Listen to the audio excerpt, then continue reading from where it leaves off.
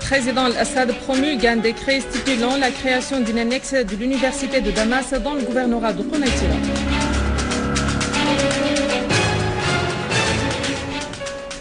Les forces de l'armée arabe syrienne infligent de coups durs aux terroristes dans plusieurs régions. L'agression israélienne contre Gaza se poursuit pour le 5e jour consécutif sous un mutisme arabe et international.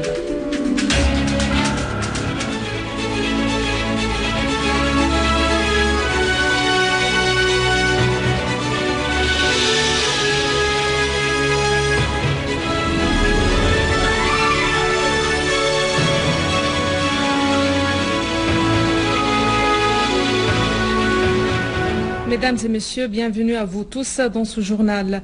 Le président Bachar al-Assad a promulgué aujourd'hui le décret numéro 408 de l'an 2012 stipulant la création d'une annexe de l'université de Damas dans le gouvernorat de Konaïtira sous le nom annexe de Konaïtira. L'ouverture de cette branche fera l'objet d'un arrêté émanant du ministre de l'Enseignement supérieur.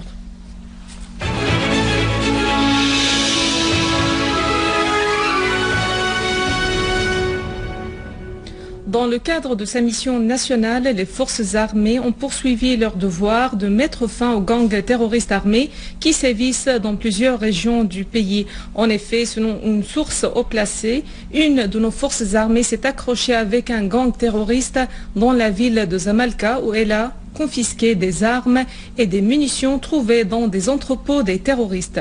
Tous les membres du gang en question, enrôlés dans ce qui est appelé Brigade de libération de Damas, ont été abattus, dont leur chef Mohamed Abdesalam Idriss.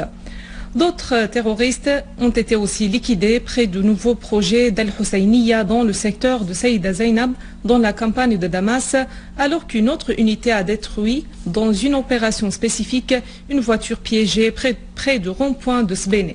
Plusieurs quartiers de Tadamon ont été purifiés, alors que des charges explosives ont été désamorcées à Yalda.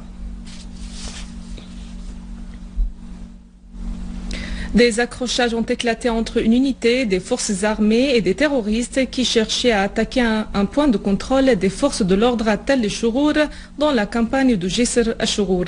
Une source au gouvernorat d'Idleb a indiqué que nombre de terroristes avaient été tués dans ces accrochages. Toujours à Idlib, des affrontements ont opposé une unité des forces armées à des terroristes aux deux accès sud et est de la ville de Ma'arret al-Nu'man. Les affrontements se sont soldés par la liquidation de nombreux terroristes et la destruction de leurs véhicules, alors que des armes et des munitions en leur possession ont été saisies. Nos forces armées ont poursuivi leur traque et leur liquidation des gangs terroristes armés, leur infligeant de lourdes pertes en vie et en matériel. À Deir ez-Zor, une de nos unités armées s'est accrochée avec un gang terroriste près de la mosquée d'Al-Arfi, où 6 terroristes ont été liquidés et d'autres ont été blessés. Parmi les terroristes abattus, Abdallah Ghannam al-Basha, chef de ce qui est appelé Brigade d'Al-Miqdad dans le quartier de Jbele, et un autre terroriste dans la rue de Sinama Fouad à Amouna.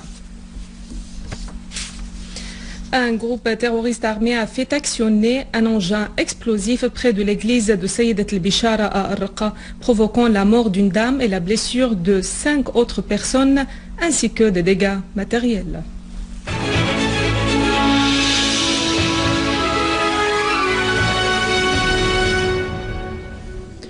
L'ancien membre du Parlement britannique George Galloway a affirmé que le dialogue entre les Syriens est la seule voie pour régler la crise en Syrie. Interviewé par la chaîne Russia Today, Galloway a souligné que les États-Unis et leurs deux valets dans la région, l'Arabie Saoudite et le Qatar, ne veulent aucune solution à la crise en Syrie, précisant que ces deux pays versent des fonds, octroient des armes et assurent la couverture médiatique pour que la crise persiste en Syrie.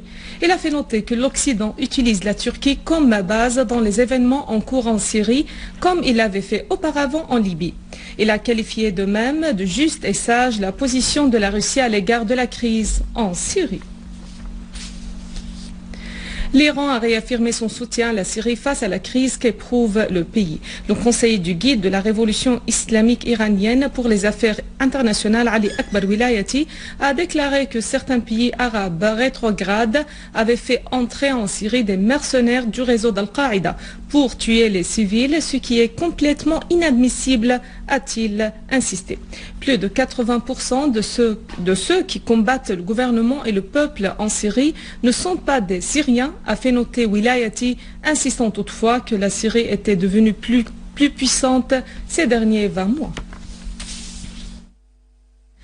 Le secrétaire général du Hezbollah libanais Sayed Hassan Nasrallah a affirmé que la résistance et son armement sont un choix humain, rationnel et moral, et l'abandonner est un suicide, voire un défaitisme aux devoirs et aux valeurs.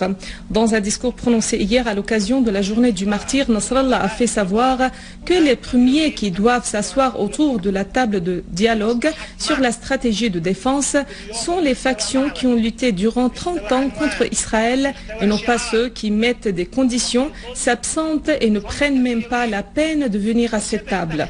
Il a aussi évoqué la conjoncture libanaise, surtout ce qui est passé à Saïda, le qualifiant de regrettable, soulignant que certains veulent basculer le pays dans un tournant explosif et de discorde. Il a en outre appelé les Libanais à ne pas se laisser aller derrière les campagnes d'incitation, de provocation et de mensonges, tout en appelant le gouvernement à assumer ses responsabilités pour défendre les citoyens, bien qu'il existe deux options. L'une prône le partenariat et l'autre l'exclusion et l'éradication. Pour ce qui est de la situation en Syrie, Nasrallah a vu que le règlement pacifique en Syrie verse dans l'intérêt de son peuple et des autres partis, soulignant que le plus dangereux dans l'accord de l'opposition réunie à Doha est le refus du dialogue et du règlement pacifique. En Palestine occupée, 7 Palestiniens sont tombés en martyrs dans les agressions israéliennes continues menées contre la bande de Gaza pour le 5e jour consécutif. Le nombre des blessés dans ces attaques a dépassé les 40, dont la majorité sont encore hospitalisés. Les avions de l'occupant israélien ont aujourd'hui bombardé les localités Al-Abraj, Al-Karama au nord de Gaza et le quartier Al-Zaytoun au sud, ainsi que la centrale électrique au centre. En Cisjordanie, des forces israéliennes ont investi plusieurs villes et villages palestiniens et arrêté 11 Palestiniens. Voici un rappel des principaux titres. Le président Al-Assad promulgue un décret stipulant la création d'une annexe de l'université de Damas dans le gouvernorat de Konaïtila.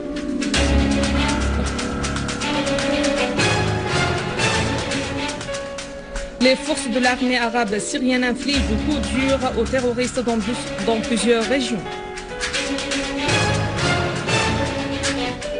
L'agression israélienne contre Gaza se poursuit pour le 5e jour consécutif sous un mutisme arabe et international. Mesdames et messieurs, c'est la fin de notre édition. Pour la revoir, visitez notre site web syrienonline.sy. Merci à vous, merci à toute l'équipe de rédaction et de technique. Au revoir.